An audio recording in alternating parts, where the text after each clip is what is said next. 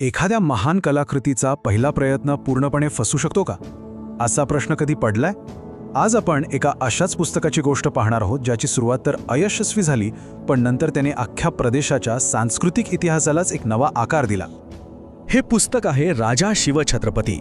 आता इतिहासकार बाबासाहेब पुरंदरे यांनी लिहिलेली ही गाथा तर खूप प्रसिद्ध आहे, पण ती कशी लिहिली गेली त्याची गोष्टही तितकीच, किंबहुना त्याहूनही जास्त रंजक आहे. तर मग काय घडतं जेव्हा एखाद्या मास्टरपीसचा पहिला ड्राफ्ट पूर्णपणे फसतो? चला आपण बाबासाहेब पुरंदरे यांच्या या सर्जनशील प्रवासात डोकावून पाहूया आणि बघूया की एका मोठ्या अपयशातून एक अजरामर महाकाव्य कसं जन्माला आलं. चला आपण थेट जाऊया 1950च्या दशकाच्या सुरुवातीला. एक तरुण इतिहासकार आहेत बाबासाहेब पुरंदरे. ते मोठ्या उत्साहानं एकता नावाच्या मासिकात शिवाजी महाराजांचा इतिहास लिहायला सुरुवात करतात. आणि त्यांनी जी शैली वापरली होती ती होती पंडिती शैली. म्हणजे एकदम रूक्ष, विद्वत्तापूर्ण, खूप सारे ऐतिहासिक वादविवाद, संदर्भ, सगळा अभ्यास त्यात उतरवला होता. त्यांना खात्री होती की वाचक या प्रयत्नाचं नक्कीच कौतुक करतील, त्यामुळे ते खूप आतुरतेने वाचकांच्या प्रतिक्रियेची वाट पाहत होते. पण 1 महिना गेला, 2 महिने गेले, 6 महिने उलटून गेले आणि प्रतिसाद काय आला? 0. हो, 0. एकही पत्र नाही, चांगली किंवा वाईट कुठलीच प्रतिक्रिया नाही. असं वाटत होतं की जणू काही त्यांचं लिखाण कोणी वाचलंच नाहीये. अगदी मासिकाचे संपादक सुद्धा त्यांना म्हणाले, अहो आम्हीही ते वाचलेलं नाही, पण काळजी करू नका, तुम्ही जे लिहाल ते आम्ही छापत राहू. आता विचार करा, हा किती मोठा धक्का असेल. पुरंदरे यांच्या हे लक्षात आलं की त्यांचं इतकं अभ्यासपूर्ण लेखन लोकांच्या हृदयापर्यंत पोहोचायला कुठेतरी कमी पडतंय, किंबहुना पूर्णपणे अपयशी ठरतंय. आणि मग त्यांना तो महत्त्वाचा मुद्दा सापडला की चूक तथ्यांमध्ये नाहीये, इतिहासात बदल करायचा नाहीये, बदल करायचा आहे तो सांगण्याच्या पद्धतीत, त्या शैलीत, त्या आवाजात. म्हणजे बघा, त्यांची विद्वत्तापूर्ण पंडिती शैली, ज्याला 6 महिन्यात काहीच प्रतिसाद मिळाला नाही, आणि दुसरीकडे त्यांना जी शैली हवी होती ती होती बखर शैली. म्हणजे सत्यच पण सुंदर करून सांगितलेलं, शाहिरांसारखं, संतांसारखं. आणि या शैलीमुळे हे पुस्तक पुढे 50 वर्षांपेक्षा जास्त काळ एक सांस्कृतिक मैलाचा दगड ठरलं. आता ह्या विचारांनी निराश होऊन पुरंदरे आपलं लेखन घेऊन थेट गेले ते त्यांचे गुरु कवी गुरुजी यांच्याकडे. आणि गुरुजींनी त्यांना एक अगदी साधा पण खूप मोलाचा सल्ला दिला. ते म्हणाले, सत्यच लिही, पण ते सुंदर करून लिही. बस एवढ्या एका वाक्याने पुरंदरे यांची दिशाच बदलून टाकली. त्यांच्या लक्षात आलं की फक्त कोरडी तथ्ये मांडून चालणार नाहीये, त्या सत्याला सुंदर शब्दांची जोड द्यावी लागेल, त्या इतिहासाला जिवंत करावं लागेल. आणि मग सुरू झाला एक नवा प्रवास. हा केवळ लेखनाचा प्रवास नव्हता, तर एक प्रकारचा आध्यात्मिक शोध होता. तो जिवंत आवाज शोधण्यासाठी ते निघाले. शब्दांचं सामर्थ्य मिळवावं म्हणून ते आळंदीला संत ज्ञानेश्वरांच्या समाधीवर गेले, प्रेरणा मिळावी म्हणून देहूला संत तुकारामांच्या मंदिरात गेले, आणि सामर्थ्य मिळावं म्हणून थेट रायगडावर खुद्द शिवाजी महाराजांच्या समाधीसमोर नतमस्तक झाले. आणि या प्रवासातच पुरंदरे यांच्या लक्षात आलं की ते जो आवाज शोधतात तो कुठल्या मोठ्या मोठ्या ग्रंथांमध्ये नाहीये. तो आवाज तर महाराष्ट्राच्या मातीत, इथल्या लोकपरंपरांमध्ये जिवंत आहे.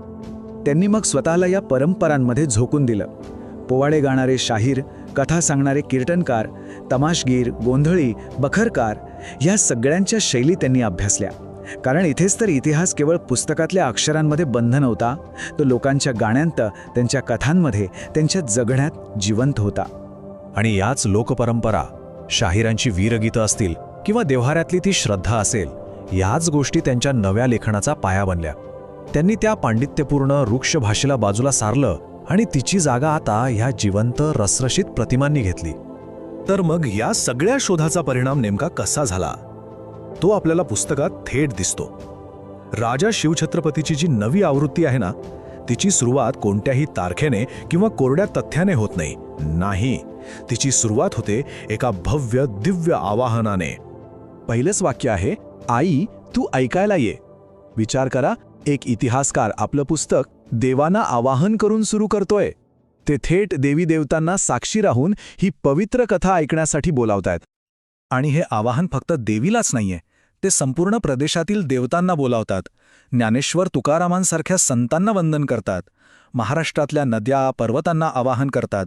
आणि मग इतिहासकार, कलाकार आणि आपल्यासारख्या वाचकांना ही कथा ऐकण्यासाठी आमंत्रित करतात. यातूनच ती नवी शैली स्पष्ट दिसते. हे आता कोरडं व्याख्यान राहिलेलं नाही, हा एक पवित्र सोहळा बनला आहे. एक सादरीकरण. आता थेट आपल्या नायकावर म्हणजे शिवाजी महाराजांवर येण्याआधी पुरंदरे याच महाकाव्यिक शैलीचा वापर करतायत एक भव्य पार्श्वभूमी तयार करण्यासाठी. महाराज ज्या काळात जन्माला आले ते जग कसं होतं आणि याची सुरुवात ते करतात एका सोनेरी युगाच्या वर्णनाने महाराष्ट्राच्या सुवर्ण काळापासून.